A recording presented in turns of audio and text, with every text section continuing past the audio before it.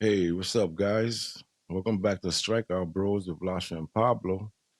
Very interesting week in baseball, and it was fun for both of our clubs. The Mets did well, and so did Baltimore. Not to be biased, those are our teams, but I just want to say that they definitely deserve you know, the light right now. Everybody's watching and wondering what's next for both of these ball clubs, and I'm very happy to say that the Mets are finding themselves. Baltimore was had it. They showed a lot of, signs of championships coming soon to you, the fans out there.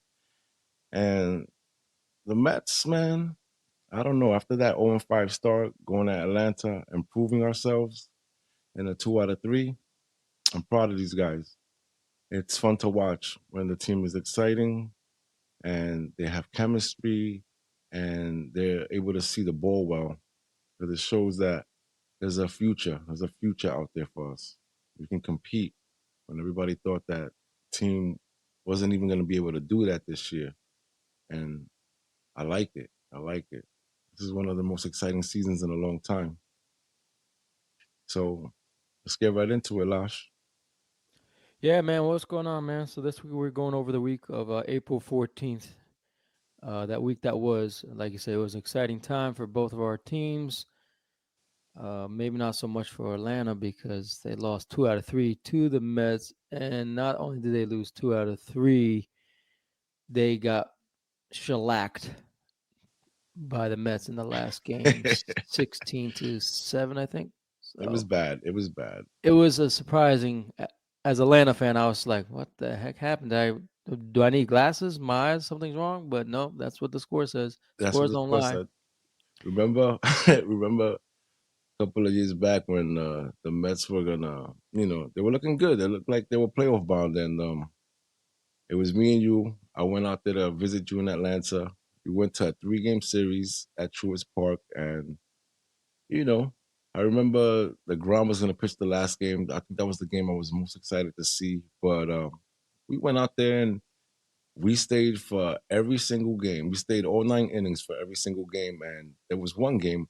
It was horrible. It was like a super shellacking, right? It was like 20 something to like barely anything. And we had fun. Even though, my team got destroyed, the park is beautiful, the people are great, the energy was great. And let's put it like this, that when Atlanta hits home run, they the fireworks, a lot of fireworks that night for the Atlanta Braves. It was horrible, but I still had fun. It was like reversed this time around, which I like. I always like getting last licks. So I enjoyed that beat down. I know you remember that day. No, I definitely do. But going over this last game, the crazy thing about this last game of the series that the Mets played in against Atlanta this past week, the Mets were down 4-0 going into that last game, and I just like, okay, we got this. We should be able to win this game, meaning Atlanta. Yeah, of course. Okay. Mets tend to struggle coming back, but I was completely wrong. They just ground their way. They ground their way at the grindstone and got the runs, and they got to the starter. And as y'all know, they lost. But the Braves lost Strider. They lost Strider for the year, so that was a blow. But Yeah, I it's gotta gonna give my hurt. hats off to the Mets, man. You guys look great. I was very impressed by the offense. The offense is starting to show, which is really important because, as you know, and you might not want to admit this, but your pitching staff is awful. With Cody Senga out, you really don't have a number one starter anymore. So it's No, we they're we putting the don't. pieces together. Yeah, but exactly, we're putting the pieces together. The funny thing about that, on paper, when I first saw the rotation, I'm like, oh man, we're gonna have a horrible season. But the Mets are, they're leading in a lot of, numbers. So like we're up there really high, like top 3 in ERA for rotation, bullpen, and as a collective as well. So all right, you can say, the names. You don't like the names, the Severino, right?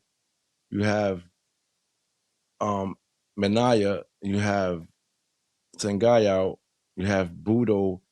these guys are really going out there and giving us their all. So it's funny how these pitchers that aren't superstars are becoming a force together. It's like they're picking each other up, and I like it. I like it. We don't have to have big names. It's kind of like when we had Taiwan Walker, we had the Bassett's, right? And we had these people collecting wins throughout the year. When you can win over 10 games for your club on the mound, and you have the next guy stepping up and doing the same, this is how you make it to the postseason. It's not about having the elite out there. It's about having that good chemistry and having everybody pick you up when you're down and helping each other with information, based on when you come up to the plate and you see something that can maybe help the next guy coming up to the plate, you know? That's how baseball should always be. You have to communicate. You have to be able to say, all right, I saw this, funny moving curveball. Don't fall for it. It's gonna start high and it's gonna drop dramatically. Look out for it. Look out for this. He likes to throw these fastballs in the corner. As you can see, this information is gonna help the club throughout the season. If they're communicating and they have good chemistry, they're gonna be able to get places like that. Like I said, yeah, we're like the bad news bears. We don't have like amazing talent. We don't have Otani, filling up the stadium. We don't have, you know, these great elite pitchers, that people want to come to the park and see. But we have Yeah, people no more that Degroms. no more Degrom, but we have these pitchers that are going out there and giving us their all, and that's what's important. No, that's very important because, as you know, your bullpen is very shallow and it's hard for them to get from the starting to the end once the starter leaves. And unfortunately, the Mets don't have depth in the bullpen department. But as long as your starters are going 5, 6 innings, the bullpen can hold up, I think. So I think the Yeah, Mets starters are doing well. And they're building like a I said, bridge. Yeah, they're building a bridge. yeah, that's it. But anyway, so as you all know, this week another top tier prospect in the majors was called up by the Texas Rangers. His name is Jack Leiter. He That's right. is the son of former major league great Pablo. You would know as a Mets fan, the great Al Leiter. He pitched for the Mets and the Yankees majority of his career. Yeah, he did. I loved him. He was a great guy, and he went out there and he pitched his ass off. He definitely did. And the funny thing about his son is that I think he's gonna excel to that same level his dad did. His dad was very competitive and he was a leader. He definitely was. So now Mr. Jack Leiter, first outing wasn't so good, but he went 3 and 2/3. They were able to win and beat the Tigers in Detroit. He allowed 7 runs, which is, pretty horrific for your first start in the major leagues. You're never gonna forget it, right? But No, definitely not. He'll remember that day. he walked 3, struck out 3. But it's a foundation. It's a foundation. It's hard, when you come up, the nerves get to you, and your dad, was out there doing great things, putting up numbers, and all you want to do is impress your dad, and you wanna try to excel and do better than he did. But it's okay though. First start. What can you say? I'm not shutting him down. I'm not saying, oh, he's trash. We'll find out. We'll find out. No, definitely. You just gotta give it time. It's gonna work out its kinks. You just gotta be patient. Like I said before, we live in a world where we want instant results, and unfortunately, in sports and anything in life, instant results is not something you're gonna get. You have to wait. You gotta just let the game play itself out. Let his game play himself out. Don't put pressure on him because that can sometimes mess with their mind. For these players that are just coming up, it's pretty impressive. He just got drafted in 2021, and 3 years later, he's already pitching. It's pretty impressive how quick he made it to the majors. Yeah, some guys never make it. Some guys, have to sit in the minors for 8, years, and that takes it out of them. But I guess he impressed a lot of people, and they think he's ready. They think he's ready. It's gonna take time, but we're gonna see what happens. It's a long season, you know. He might be a pivotal piece in their run because I know they're gonna end up back in the race. They are. No, Texas, can definitely easily they will. repeat. Yeah, they can easily repeat. You know. Yeah, and for the Rangers, as you know, they're still waiting on Jacob DeGrom and Max Scherzer to come up. So by having those two guys on the IL, this opened the door for Jack Leiter. If those two guys were back, they would have not called up Jack Leiter. But they're in a need of pitching desperation, and they say, you know what, let's give him a shot and see how he does. Like I said, it's only one game, so I'm not gonna sweat it. Like I said, Yeah. give him a couple starts, see how he does. I think he'll be fine. But anyway, the next topic at hand is the Pittsburgh Pirates pitcher, relief pitcher, Mr. Aroldis Chapman. As you know, he came up with the Cincinnati Reds. He won the World Series with the Chicago Cubs, and he spent some time in New York the as well. Bronx with the New York Yankees. Yeah. But he was suspended recently, 2 games, I believe, for undisclosed amount of inappropriate actions during Monday's game against the Mets. Do you know what that's all about, Pablo? Yeah, I was there for that game, and it was funny because when you see Chapman coming out of the bullpen, you're like, damn. If you're down, you're scared because you don't think you're gonna be able to produce against this guy. For some reason, the Mets were on fire. The Mets ended up sweeping Pittsburgh, and I guess he was gonna come in and stop the bleeding, and he thought he was gonna, you know, be the old Chapman that played in New York for a long time and was lights out, but it didn't work out like that. And this guy, he was getting upset at the umps, and they were rocking him. They were rocking him. It was great to see, and he was mouthing off to the umps, and the umps caught it, and he got tossed. And the frustrations of a guy like that when you get called up to the mound in late innings, you know, your job is to stop it, to make sure they don't score. That's not what happened. It was pretty funny, for a Met fan, of course, not for Pittsburgh. Pittsburgh has been doing really well this year, and they're gonna miss him for those 2 games. They're definitely gonna miss him. Yeah. Did Do he you just? know exactly what he said? Were you able to hear No, it while you no, were there, or just too no. loud? Nobody really knows what he said. Nobody really knows, you know. And he covered his mouth with his glove, and he was mouthing off. So nobody really knows what he said, but it must have been something really deep that offended the umps. So see you later, Mr. Chapman. See you later. Like I said, the Mets ended up sweeping those guys, and those guys were frustrated. They're having a great start to the season, and it's fun to watch. It's fun to watch to get a pitcher frustrated like that because he knows that the opposing team is just doing their thing. No matter who came up that day, the Mets were ready for it. They're explosive right now. Yeah, definitely. Now the thing is, losing Chapman 2 games is nothing because he's not a starter. If that was a starter and he was a good starter for them, that'd be 2 good starts you just lost. So losing him for 2 days, he's like, all right, that's just the rest. Chapman is great. He's not as good as he was when he first came up when he was with the Reds and the Yankees, but he still has an effect on the bullpen, and he can get in there. He still throws gas. Yeah, he's still throwing So gas. He's definitely yeah, still throwing gas. Yeah, nothing worse for a pitcher than when you know all your arsons, all you throwing out is just completely going to the wayside. Nothing's working. Your fastball's not working. Your curveball, especially he's known for throwing that fastball. He got gas, and when yeah, that's not working and players are getting to it, I'd be pretty mad too, and I'd be saying some explicit things. So I could understand his frustration. I yeah, don't think it was frustrated at the umpires. It's just, when you're mad, you just take out your anger at the closest person, and that's what he did.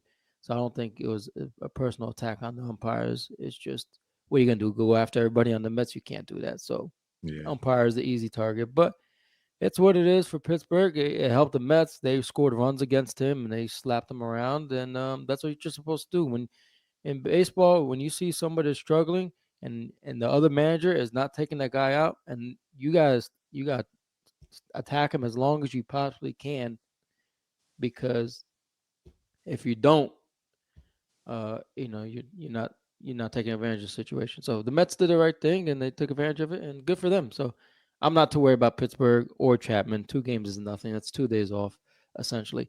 If he was a starter, like I said, it'd have a major effect because when you lose a starter for 2 games, that's 2 starts. That's 2 possible wins, especially if he's one of your Elite. top 3 pitchers in your Yeah. rotation. That hurts.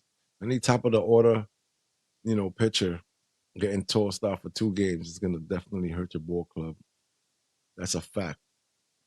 All right. And we're gonna move on to the American League Player of the Week. Guess what team he plays for? The Baltimore Orioles once again. It's funny, Colton Cowser, right? He was a top 5 pick out of Sam Houston State. Went 10 for 23 with 4 home runs during 6 games. Oh my God. I wish I had talent like that on my team. Young talent at that. Excuse me. But yeah, he goes out to Fenway and he drives in 10 runs in a series, a 3 game series at that, which is pretty insane. That ballpark is hard to play in. And man, that's crazy. Apparently, nobody's done that in like more than 70 years, you know? 10 runs in a series at Fenway, that's pretty impressive. You gotta, I tip my hat off to Mr. Colton Cowser. It's definitely impressive because in that series, he hit a grand slam. I believe it was in the last game of the series. He hit a grand slam and he hit a moonshot. And you know how, like you were saying, Boston, that wall is really tall. It's really hard. So to be able to hit a grand slam against Boston like that in that ballpark, it's pretty impressive. And, Boston doesn't have there's no low porch. There's a low porch in right field, but besides that, to clear a home run, he hit a dead smack all the way to the left field, cleared that wall with no problem. But yeah, he's been doing great. Like I said, he's like you said, he's a former prospect, top tier prospect in that amazing farm system that Baltimore has built up. And last year they called him up. He struggled a little bit, but he's the future outfielder for them, and he's had a great year, which is great. He's picking up the pieces, is what you need, because they Baltimore has had some struggles. One of their outfielders, Austin Hayes, has been struggling mightily. He just went on the IL recently. So to have a bat like Hauser pick him up and um, pick up the offense, you don't really realize that your other star players are struggling. So I'm Yeah. very happy that he's doing really well. So it's fun to see these guys make their comeuppance and see them do well on the major stage. Yeah, all those lonely years at the bottom of the totem pole. You end up getting all these great prospects, and you guys have built a great team, and it's starting to show now. It took a while, but you guys are starting to show now. You have so many pieces. It's fun to watch. It's fun to watch. A young ball club in the American League East, very hard division to play in. These guys are having no problems. They're competitive. They're having fun. They're hitting the ball. They're hitting the ball. No, they definitely are. And Baltimore's last home game in that series this past week, they had played the Minnesota Twins. They swept the Twins to continue a 4 game winning streak. Yeah, you won the last game And in that against last Milwaukee. game, yes, and in the last game against Minnesota, Cedric Mullins hit his first walk-off grand slam ever. It was amazing because the announcer for the Orioles, Mr. Brown, was like, "How amazing would it be if this guy hit a grand slam right here?" And they're down by one, and he hit a grand slam, and they won. I was like, "Wow, this is a pretty impressive." That Kevin Brown, the announcer for the Orioles, kind of like spoke it into existence. So it was really cool to see. And Cedric Mullins, man, he's a 7th round pick. Everyone thinks he's a 1st round pick. No, he's a 7th round pick, and he's just a diamond in the rough that they found. And when he's healthy, I like him more for his defense than his offense. He's more of a line drive hitter on offensive side. He's not a power bat, but defense, man, he's made like four like top 10 plays this year already. He covers that center field so well, and that's why he reminds me of Byron Buxton of the Minnesota Twins, who they just faced, who's also fast and covers a lot of ground in the A outfield. lot of ground. Yeah, Yeah, so it was really impressive to see. But yeah, so yeah. All these young guys are becoming household names, and I love it. It's pretty great. It's pretty great. After all those years down, you guys are coming up. You have a lot of artillery. You have Cowser, Henderson, Westberg, Ryan O'Hearn. You guys are definitely doing good things out there. So definitely, definitely, it's pretty amazing. But as you know how it's amazing. The one thing I love about baseball, Pablo, is that week to week everything changes. Things can change. One week you're doing great, the next minute you're doing horrible. And in case of the New York Mets, 2 weeks ago, not even they were 0-5. Everyone's starting to hit the red panic button and like, oh my goodness, here we it's go. over already. Exactly. Yeah, I It's know you were over. thinking that. You Of can't say course I you did. weren't. Of course I was. I'm a Met fan. We know how it works. Exactly. And to see themselves crawl out of it, and now they're what, like 10-8, I think, in this current week. It's pretty impressive. Yeah, it is. But injuries start to happen. For example, we lost our starting catcher already. Thumb injury. 2 days in a row. And he was rounding first and he slipped, headed towards second, and he hurt his thumb. We're out for I think 8 weeks now. So when these things start to happen, you start to see a decline, because when you have all these great pieces and they're all connecting, you start to succeed, and then you lose a piece. So now you have to figure out, all right, how are we going to get around this?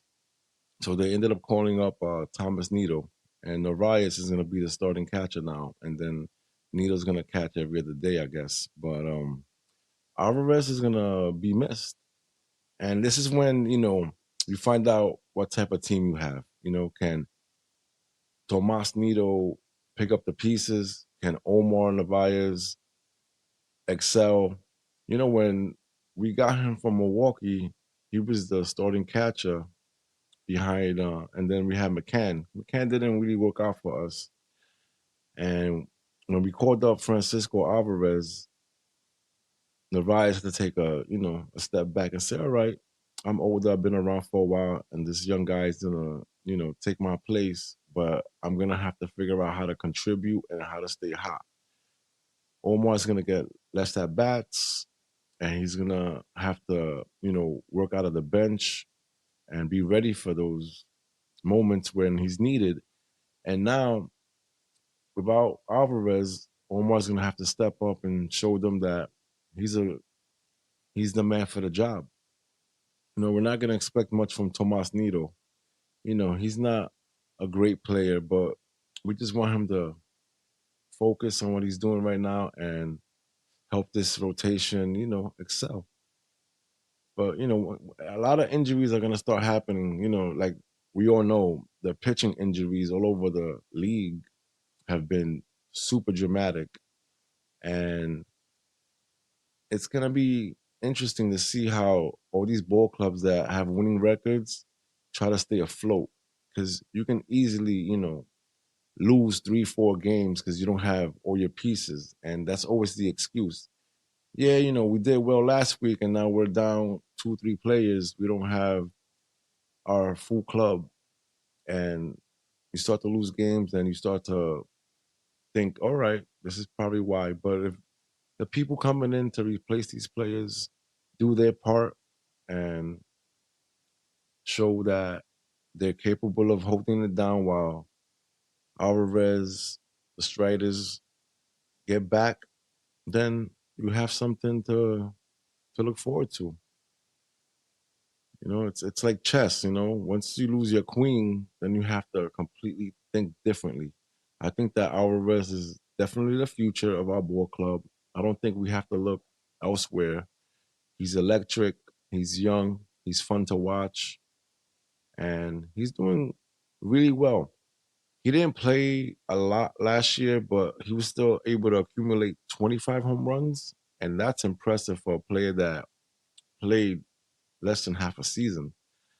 You know, so this season started. I'm like, wow, if he hit 25 last year, and if he plays the whole season this year, I can only imagine how many home runs he's gonna hit.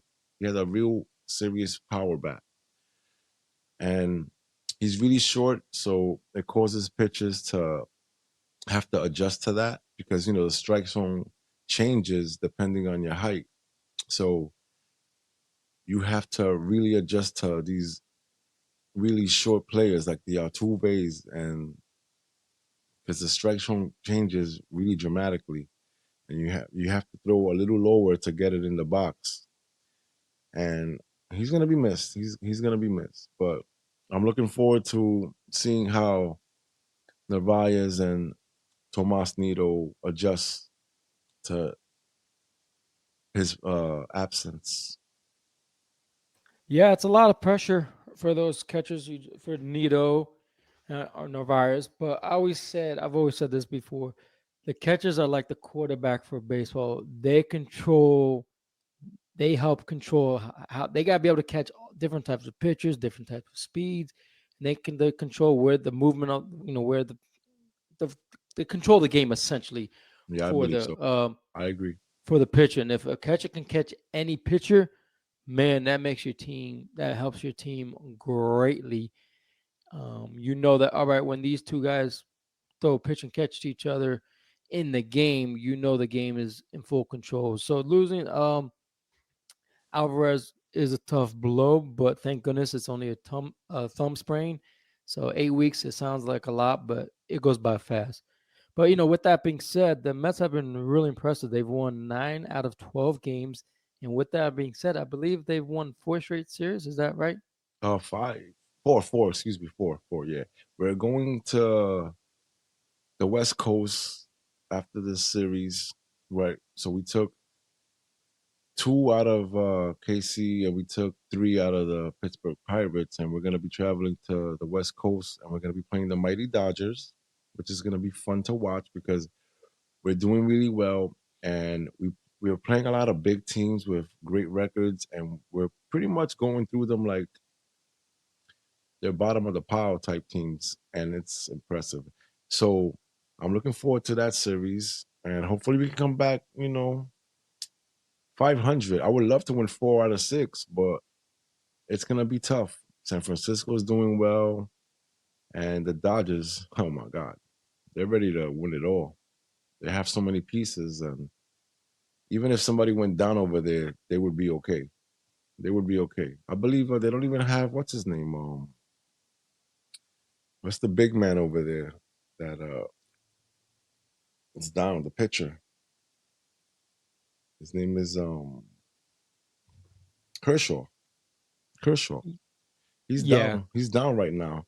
He's older, but he's a threat. He can definitely win a lot of games for you. Kershaw's down, and it's not even affecting them. They have Yamamoto, they have Otani, who's not even pitching right now, but he's still producing and doing Last now. thing.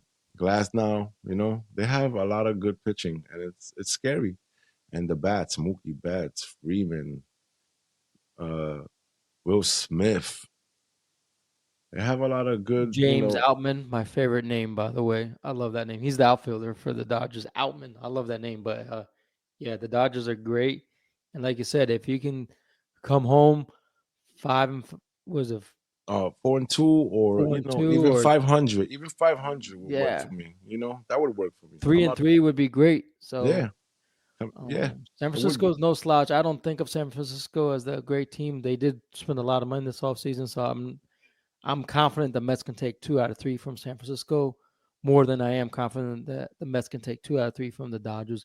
But who knows? I could be wrong. If the Mets winning streaks continue and they continue to play hot, they could definitely easily take 2 out of 3 from the Dodgers. But Yep. yeah, it'll be interesting. I'm excited. I like the call ups for the Mets. It's good. They have good backup catchers. Nito, I've always liked Nito. he's a great emergency backup. He's not a superstar, but he can catch these pitchers and he can kind of hold the fort down until Alvarez comes back. Yeah, And if he's you been a rotate between him and Narvaez, who you got from Milwaukee, I believe in free agency last year, 10-4. then yeah, then you're good. And that's all you can ask for. We're not asking him to hit 300 or above the Mendoza line and have 17 home runs. That's not going to happen. Just control the pitching. That's all we ask for. That's all we asked for. But yeah, speaking of pitching, this past Saturday, Garrett Crochet, the starting pitcher for the Chicago White Sox, he is currently up to 31 strikeouts and 4 walks this season. That's the most strikeouts in a pitcher in the first 4 starts in the White Sox franchise history. It's pretty amazing. He Oh yeah, surpassed Bryce Howard, Bruce when Howard, I believe, Bruce right? Howard, excuse me. 27, 27. He had 27. Yeah, it's pretty amazing, man. What's your thoughts? I think this guy is the future of this ball club. They're struggling right now, but with talent like that, you can see the future. You can see the future. This is a guy that is never going to be available. Pitching like that, this guy is an asset to this ball club. And I feel like, when you're a losing ball club and you start to see signs of, the youth performing like this, that's an asset that, you can build around. Those are amazing numbers. That's top of the rotation type numbers, you know? And if you're going in there and doing that type of work, man, every 5 days you say, you got this one in the bag. And that's what you need from a starting rotation. Somebody that can go in there and say, you're not scoring today. We have Crochet on the mound. And if 2 runs can win a game in a situation like that, all right? Even if the ball club is having a bad day, you score 2 runs and this guy's lights out on the mound, that's a win. Even in it doesn't matter who you're playing. You can have the best lineup in front of your eyes. This guy's that talented, you're good to go. 2 runs can win you the game. Doesn't matter if it's a lineup like the Dodgers. Doesn't matter if it's a lineup like the Yankees, where you have a lot of power bats and they're ready to perform and score 10 runs on you. This guy will definitely stop the bleeding. It's a perfect example of what Corbin Burns did in the last game of Milwaukee. They were gonna get swept, right? When you guys played Milwaukee the other day, Yep. Corbin Burns came in and said, "Nope, this is not gonna happen. I'm here to perform, and we're gonna stop the bleeding." And that's exactly what happened. You guys have a 4-game winning streak because Corbin Burns decided that he was gonna shut them down. And you went into that series in Minnesota and swept them. This is what I'm talking about. This is what this guy is showing right now at a young age.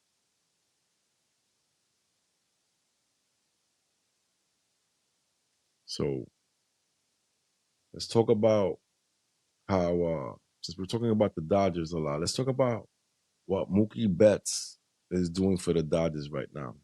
He's breaking a lot of records. I knew this guy was good when he played for Boston, and I still can't understand why Boston let him go because Boston likes to spend money. And Boston, that's a household name. That's a franchise player. You get rid of him, and then he goes to the Dodgers. I would never do that. That's like getting rid of Nimmo or getting rid of an Alonso on my side. Like these players are franchise players. They've been with the ball club all their lives and they're amazing pieces. People actually, dig into their pockets to buy tickets to see players like this play. And that was a super loss for the Red Sox. Now he's a superstar in LA. Doesn't matter where he's at. He went from the American League to the National League and hasn't missed a step. So he, oh man, he has 2 5-for-5 games with the Dodgers. That's crazy to me. That's crazy to me. He's, one of 3 players that have more games going 5-for-5. You know, like that's crazy to me. No, it's definitely amazing. And people forget Mookie Betts was not a free agent. The Boston Red Sox traded him because they knew they would have to give him a big contract and Boston is going in a different direction. They kind of want to like rebuild the system and start their way back. So that's why they traded him to the Dodgers. And like you said, he hasn't skipped a beat. He's been amazing for them.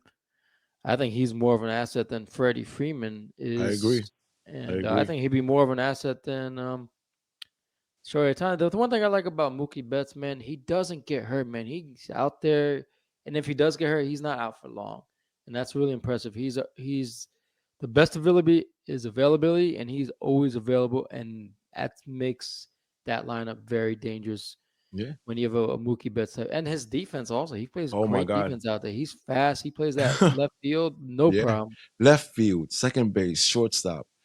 They don't know what to do with him, and they keep trying to like you know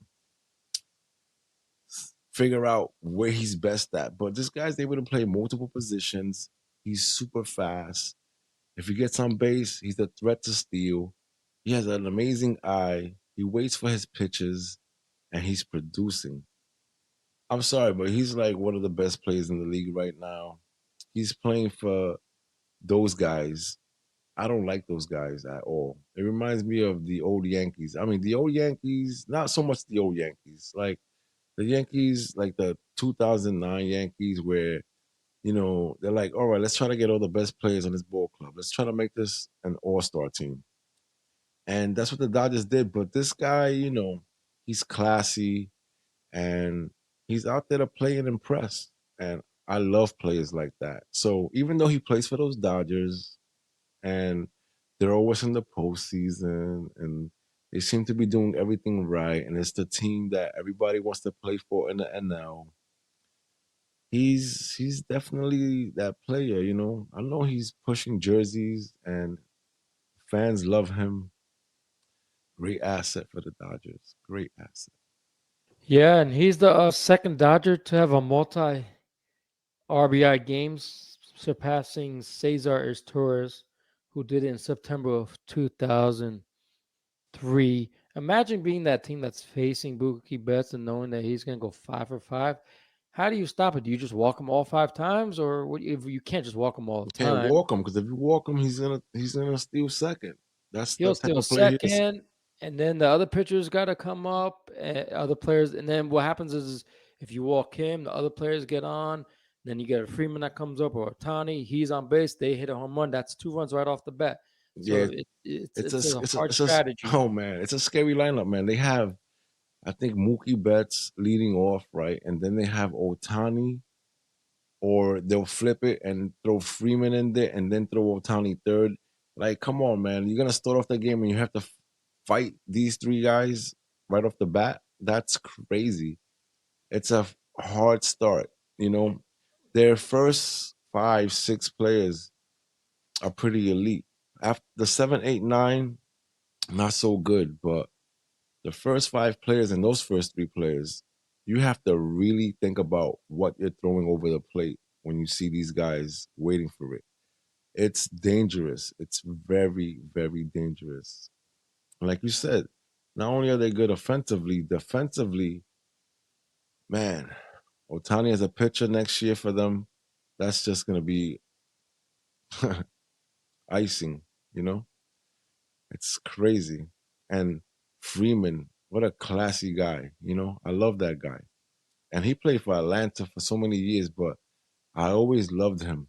He's very classy. He goes out of the plate. He's always smiling, and he performs. He's very relaxed at the plate, and he has amazing energy. And he Uh, plays great defense. Yo, Don't does forget he? that. Yo, I'll never forget that. I remember that was my division. He was in my division for a very long time, but I never had any problems with this guy. He's a classy player. The Dodgers have a lot of classy players. I love it. I love it. I love it. They're really good, but they don't have that arrogance about them. Because they put these players together. You would expect them not to gel as well. Because when you have a lot of stars on your team, there's a lot of hate. There's a lot of negative energy because you want to like outperform the guy next to you. But it doesn't seem like that's what's happening over there. They're constantly in the playoffs. You know, when you sign a contract with the Dodgers, you know that you're gonna be playing that extra baseball. These guys are out there. They try to win every year. They win over 100 games. They're a special ball club. You know, I understand the money. You know, help collect all these players and put them there because they spend a lot of money to get these players. But you know what? A lot of them are classy guys. They're classy guys. And if I was a player coming up, of course, you know, if the Dodgers offer me the same amount of money the Mets did, and the Mets were rebuilding, and you look over and you say, "Damn, that team is stacked. They have a lot of great stars, a lot of future Hall of Famers." You say to yourself, "They're offering me the same money, even if they offered me an extra 100 million, or like that's a lot of money, right?" But doesn't matter because you look over and you say, "Hmm." That team right there looks like they want to take it all. Not once, but multiple times. So, and even if they make the playoffs and their run is stopped by a mediocre ball club or a team like the Phillies who can like be really great in the postseason based on their lineup and their pitching, they don't win a lot of games, but in a short series, they can really hurt you. You know, you say to yourself, let me play over there because I know I'm gonna be an important piece to this ball club, and I want to try to contribute. I'm going to try to make the team even better than it is already. Those are the teams that upcoming players and free agents wants to play for. You know, this is why the Mets, no matter how much money they have, are going to always have a problem. You know, if they don't show what they're capable of doing with the young ball club they have right now, nobody's ever going to say, I want to play for those guys. You know, because money isn't the end all in baseball. After, you make 100, 200 million, who cares about the money at this point? You're living comfortably. You pretty much can get anything you want in the world. You want to win a championship. You want to see those rings. You want to see those rings, and you want to play competitive baseball. It's just not. It's not about the money at this point, you know. And these players, they get these big contracts, and they have to make decisions, and they feel like, all right, I have the money. People love me. I can contribute to this ball club, but are they ready to win? I want to play competitive baseball because at the end of the day, this is why they play the sport because they love the sport and they love the game and they want to win. Nobody wants to make 300 million over the next 10 years on a losing ball club. That's understandable. No, no, that's not the goal when you sign big contracts. Exactly. And this is what I love about baseball. You want to surround yourself around winners. You want to surround yourself around positive energy. Great Sometimes talent. great talent. You wanna have fun. Losing 100 games in a season. Can you imagine how that feels? Knowing that your team isn't good enough and you're going out there, you're batting 330. The rest of your team's average is below that, and you're the player bringing all these fans to the game, right? And you're unable to put this team on your back and win games. There's only a few players out there that can actually say, you know what, I can truly carry this team on my back, and it's hard. It's hard. The game of baseball is really hard to play. I've always said that any baseball player can catch a football, and they're all professional players and they're athletes, So I feel like anybody can catch a football, learn how to catch a football and run and try to evade, you know, guys and earn yardage. Any player can learn triangle defense and learn how to pass and shoot a ball into a basket. But I don't think it works in the reverse where you say, oh, okay, you stand up there with this bat and try to smoke a 100-mile-per-hour fastball that's coming at you. When you hear it sizzling when it's coming at you, I think that's super hard to do. And in reverse, playing defensively, I think that when you hit a 100-mile-per-hour fastball and it's rolling towards you on a pool table type of surface because those fields are immaculate. So that ball hits the surface and it's ripping towards you at 115 miles an hour if you hit it properly. You know how hard it is to focus on that ball, grab it, and throw it? It's not the same. I think that baseball is like one of the hardest sports out there. Uh, Granted, you get a lot of resting because you have to sit on the bench and wait for your turn. And I think that makes it even harder because you go through highs and lows and you have to wait for your turn. You're not moving at a quick pace like you would on football and basketball where you're running up and down the court. So yeah, you need more stamina to play football and baseball, but I think baseball is like one of the hardest sports if you think about it.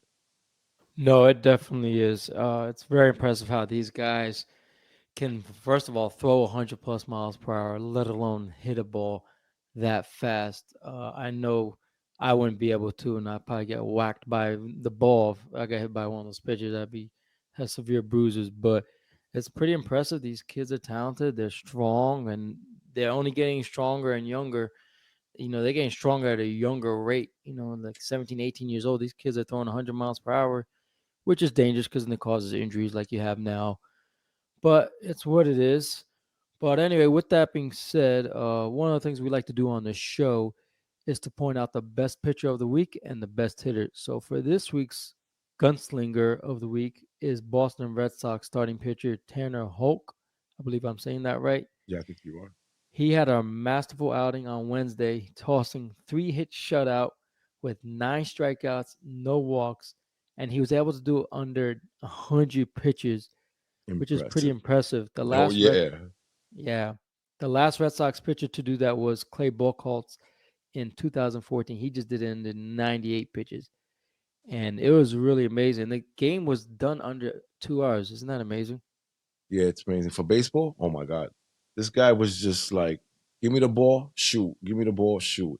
He's just being, you know what? That works a lot too. Like if you're fast, you have to pitch. I think that you have to, you know, hurt the batters that way. Like if you're pitching at a fast clip and being very productive in that way, where you're not giving these batters time to think.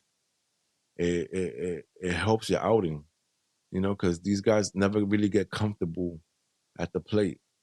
And if you know how to switch up your pitching and switch up your velocities, I always said that. All right, you're a fastball pitcher, right? And you want to throw 3 fastballs at a guy. This guy is getting used to your timing and getting ready for that fastball. You have to be able to switch up your velocities and switch up your directions, and you have to be able to have command and know who you're pitching to. And this guy has it down pat. It seems like it. I mean, you're able to produce an outing like that and do it under 94 pitches. Man, I don't know what to say to that. And a 3 hit shutout is, oh my god. And this game is almost impossible. The average is, it's hard to keep. Listen to me. You can go 3 for 10 and you're batting 300. So that's how hard it is. You would say, oh my god, he's batting 300. That's amazing. No, it's really not if you think about it. It's just how hard it is to hit. Because 3 out of 10 gives you a 300 average, and that's crazy to me. That's how hard it is to hit any pitch in baseball, No, it because definitely is. it's a lot of failure. It's a lot of failure. You know. Yeah, and it helps because if the hitters have never seen this guy, which I've never heard of, so he must have been new, at least someone they have not faced before, and that helps a lot too. Because if they don't know what you throw and how you throw, the hitters are just gonna be baffled by his performance. Yeah. I believe the last guy to do that was on the Detroit Tigers, Mondo Galarraga. He's the one that, as you famously remembered, they took away his perfect game against the White Sox over a play where it was a clearly out at first, but at the time the major leagues didn't have instant replay. challenging reviews. And because of that, Amanda Galarraga, who was a great pitcher for the Tigers, lost that perfect game. But anyway, in that game that he pitched, he had beat the Cleveland Indians at the time back in 2010, and the game was done in an hour and 40 minutes, hour and 45 minutes, which is pretty impressive. So Yeah. to be in that realm of pitchers to do that for Tanner Hoke, he was pretty impressive. But Pablo, I got a question for you. This might Okay. hurt you a little bit, but who was our slugger of the week? You're so funny. I hate you. So the slug of the week is Travis Darnell, right? This guy played for the Mets. It came to the point in his career with the Mets where I couldn't even understand why he played in the major leagues. I'm like, if this guy's gonna play like this, I feel like I can do way better than him. And you don't even have to give me as much as he was making back then.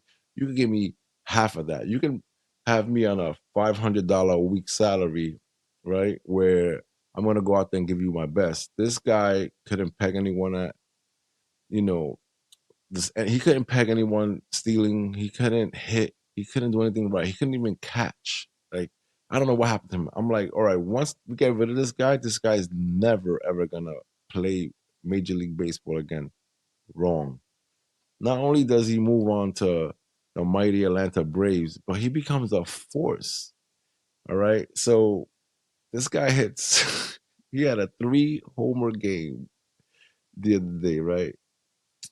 And he's hitting like a machine. He's catching well. He's doing everything right. I think the pressures of playing in New York really got to him.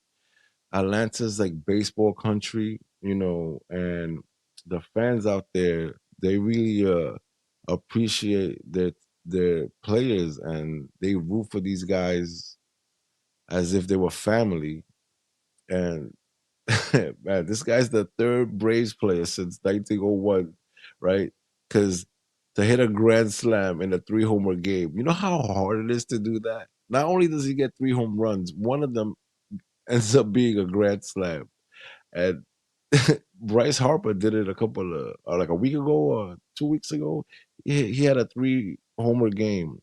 And Shane Langolier, who plays for the Oakland A's, did the same too. So we've A been week seeing, before too, which is yeah, amazing. we've been seeing a lot of players like really rake at the plate. It's crazy to me. But Travis, out of all people, man, you would never think that. You would never think that. But I'm happy for him. I'm happy for him. He found a home and he's able to produce for this ball club and be productive and he's playing really good ball, you know? He's Yeah, playing really good he's ball. he's filling the shoes for Sean Murphy, who's the starting catcher for the Braves, but he's been out for a while, so they need a replacement. He's done a good job. I'm impressed. And back when he was with the Mets, I remember we used to talk on the phone all the time, bashing this poor guy over the head. They got Darno in that trade originally from the Toronto Blue Jays for R.A. Yes. Dickey and what's his name? Syndergaard. Syndergaard. We ended up Yeah, getting it Syndergaard, was a right? good deal looking back now as far Yeah. as starting pitching It goes. was because you know what's funny about the situation? I believe they got Syndergaard and they threw in Travis as a we don't want this guy, take him too. It was that type of deal. It was I can't believe it. Syndergaard was okay for us for a while. Travis, started high and ended up super low. And like I said, the pressure in New York probably got to him. I mean, we're not talking about the New York Yankees where you get booed if you don't perform properly on a daily basis. Because Mets fans aren't really like that, you know. I mean, if we're being competitive, right, and we're playing at home at City Field, and a player that's making a lot of money and is usually performing well doesn't do well, the fan base doesn't really boo a player like that. That's not what the fan base is like at City Field. But at a place like Yankee Stadium in the Bronx, man, an Aaron Judge, who the fan base really loves, can easily get booed on a daily night if he doesn't produce properly. And that can hurt a player. That can, get into a player's head. So it's different. It depends on where you play and what type of fan base you have, you know. But the fans need to understand that it's a really hard sport to play, and there's going to be a lot of highs and lows, and they have to give the player time to adjust and figure it out. And they have to understand that a lot goes into the sport. It's not, you know, a real like mechanical sport in that sense. When there's a pitching change, you have to adjust to the timing of that pitcher. You have to wait and figure it out. It changes from pitch to pitch as well. So this is how hard it is to hit a ball, you know? So you have a pitcher that, you know, has five different pitches in his arsenal, and you have to adjust to every single pitch. And you have to, you know, wait, you know, because if you're early, you know, you're fouling off. If you swing too fast and you wait too long, there's a lot of things that go into play on a, you know, pitch by pitch basis on a at bat. And this is why it's hard, you know. This is why it's really hard to play, and this is why I appreciate these players. They make it look like it's really easy, and when they boot a play and they make a mistake, you know, you're easily, you know, upset and you want to frown on that player. But you have to understand that it's a really fast sport when the ball is coming at you at 115 miles per hour, and you have to make a decision on how you're going to move, how you're going to capture the ball, and how you're going to throw it. And if you try to throw it too fast, your accuracy is off. There's a lot of, you know, things that go into play on every single pitch. And it's not easy. It's not easy. You have to remember that. You have to remember that. Understand it's your team. You spent money. You go into a stadium and you spend $150 on concession alone, not including your ticket. You try to find a cheap ticket and you still end up spending a lot of money. And you want to come home with a win. You want to say, I had a good experience, but you're having a good experience, in my opinion, as soon as you walk into the ballpark, you know? It's supposed to be fun, whether or not your team wins or loses, you know? You're there for the experience. Yeah, and not only that, you go there because you want to see your best players do well. You don't go there like, well, I hope the guy on the bench, the no name yo yo, uh, comes in and he's a grand slam. That's not what you're going there for. You're not going there to see a backup guy. No, Now, if that backup guy has to come and play, great. But we tend to, as fans, the reason why the saying fans is in fanatic because we're crazy. We don't think rationally. These players are human beings. They make human errors. That's just the way it is. But we as our fans, we think with our heart and not with our brains. So we tend to quickly want to get mad and upset. Like, why did he do that? Why did he throw the ball away? Or why did Darno not make that catch? Or why did Cody Senga spike the ball to the so we get mad easy, and you gotta remember these guys are human beings. They make errors, but at the end of the day, they're getting paid the big bucks for a reason because they're really talented. It's very hard to find. Not a lot of people can throw a ball 100 plus miles per hour. Not a lot of people have the strength and to hit a 100 plus mile ball coming at you in a blink of an eye, literally with one blink, that ball's already in your kitchen, literally. So it's pretty it is. It pretty is. amazing. It is. It's amazing. So I was thinking really crazy right now, right? So you see how the Texas Rangers, right? They have this problem, right, with Scherzer and DeGrom, right? These were elite pitchers, you know, a couple of years ago, right? And then they have Jack Leiter coming up now. All right, so Scherzer hasn't pitched in a while, right? Which is kind of like works for the ball club because nobody's getting at bats through these guys, right? The Hmm. Grom, and let's happen to say they get healthy, right? And they stay afloat and they end up in a playoff situation, right? And Jack Leiter figures it out, right? So you have Jack Leiter coming in game one and he happens to win. Then you have Scherzer who hasn't pitched yet, right? and DeGrom, who hasn't pitched yet, and they go in there and they blow out the opposition, that's a super threat. That's like a super rotation, right? So not Yeah. having these guys around right now and these players on the opposing team not seeing them and getting at bats to adjust to what they have and what they're able to offer a ball club is pretty scary, right? Because it's like having a Pandora's box is sitting on the side, right? It's like, man, if I open up this box at the right time, they can go on a like 20 game win streak. This is the type of ball club that we're talking about. Not only are they're the champions, right? They're the defending champions, right? So if they make the playoffs and these guys, you know, are able to come up at the right time where nobody's seen them all year, and you have these young ball clubs now that have never seen these guys at all. You know how difficult it's gonna be, even for like an amazing lineup like the Dodgers in the World Series. Let me give you a weird example because I don't want to see this, but let's happen to say the Dodgers end up playing the Texas Rangers because they end up making it all the way to the big show, the World Series, right? So you have Texas versus the Dodgers because, of course, everybody's expecting the Dodgers to like run through and mow down everybody in their path, right? And they make the World Series, right? So they have Yamamoto, they have Glass now, and let's happen to say that Kershaw makes his debut, sooner than later, right? Or the other way around, where he's unable to pitch for like the majority of the season, but he comes in late in the season to boost up the rotation, right?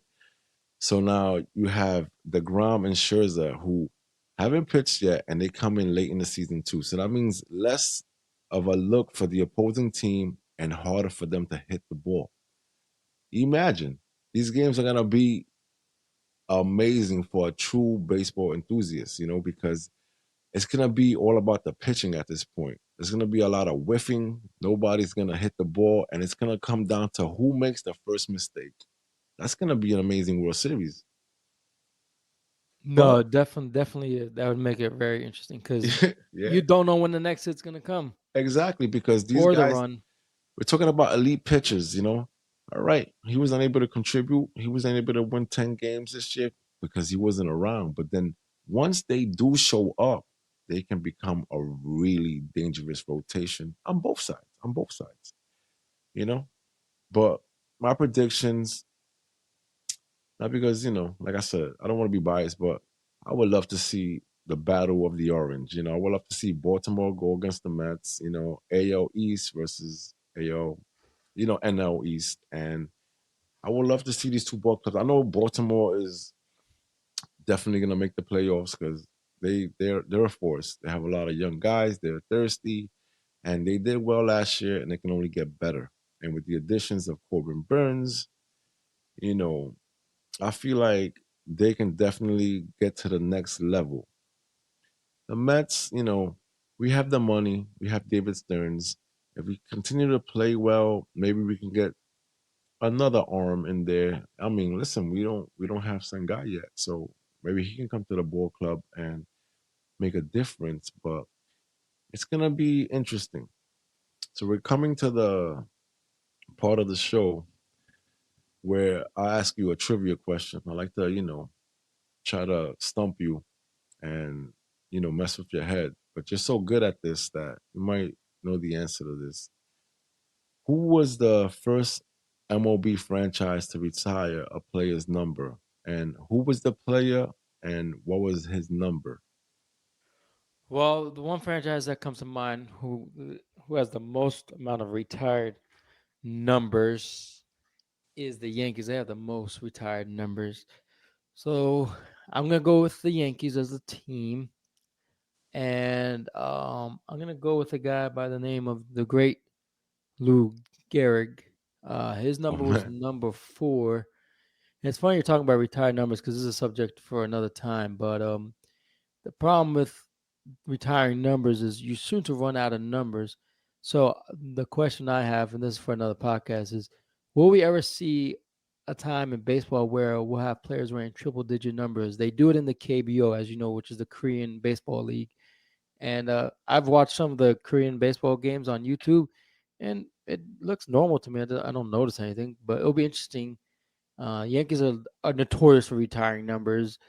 Uh, in my opinion, they seem to like retire all the guys that they have retired the numbers. They were great players. They didn't just retire some no name player. Yeah. So don't get me wrong. These are Lou Gehrig is one of the best Yankees. When I think of the Yankees, I think of Lou Gehrig. So he was an all time great. You know, it's like with the Mets, same thing. You think of Strawberry, and all these guys that they retired. So yeah, I'm gonna go with the New York Yankees, Lou Gehrig, number 4. 100% correct.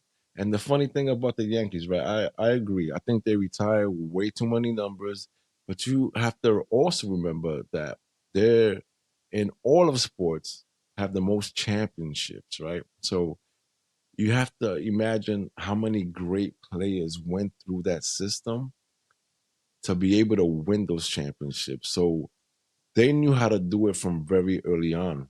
So, all right, the other day they retire Dwight Gooden's number at City Field. They're gonna retire Strawberries very soon as well. And they retired Keith Hernandez. All these guys played on the '86 Mets. We don't have a lot of championships, right? But a lot of the older fan base Tom remembers Seaver. exactly Tom Seaver, right? So you remember, as a Met fan, you always remember those championship clubs and how great they were. So imagine how Yankee fans feel, right? When they say, "Oh yeah, we retired another number." Of course we did because we won so many championships and a lot of great talent came through here. So it's understandable, but at the same time, you're right. A lot of players' numbers are getting retired. It's going to come to a point where they're not going to have any numbers left.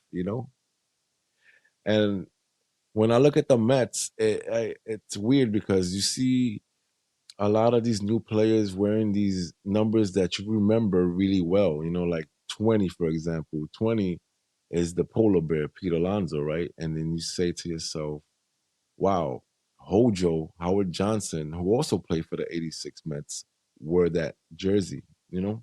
So And he was an underrated player. That was a guy that people tend to forget. He contributed greatly to those he Mets teams. did, he did. He He, wasn't the star, but he was a big contributor. People he was forget a that. great piece, exactly. So, like, then you go a little further up, right? And you have a player like Tyrone Taylor, who just came from Milwaukee, right? And he's electric. So, the Milwaukee Brewers decided that he was on the older side and he was up for contract and they didn't want to pay him, right? Because they were like, all right, we don't really need this guy, but the guy plays really well, and they gave him number 15. So 15 in my eyes when I was younger was Carlos Beltran, and I know that because I had his jersey and I thought Yep, I that remember Beltran. Carlos was an amazing player. I remember how we got him. He played in the postseason prior to the season before coming over, and he hit like 8 home runs in the postseason for Houston. And we're talking about back in the day when Houston still had that hill in center field. And he played out there, and it was really difficult to play because you had to remember that you had that ramp up there. That ramp, this is what I like about baseball that people don't seem to like notice, but every single field that you go to is slightly different from the next. So you have to adjust to that. And that gives the home team a serious advantage. Like we spoke about it earlier, Fenway Park, left field is crazy. Like, what type of force and what type of angle do you have to hit it in to get it over that monster? Right. And then, like I said, in Yep. 2014, oh no, I'm sorry, a little before that, when they had that ramp, they removed it eventually, but the dimensions of a ballpark change every 3 days, every 4 days, depending on where you're going and where you're traveling to. So it's interesting to see shit like that. Excuse my language. No, it definitely was, and that was the advantage for him. He knew how to play that field, and he played it well. So it was advantage for Houston to know how to play that dimensions of that ballpark. But Yeah, anyway, with that said, as we're coming near to the end, for all you listeners, feel free to email us at strikeoutbros. definitely. It was a great episode. I hope you enjoyed it. Stay You tuned guys for a special episode that's coming out. See ya, man. stay tuned.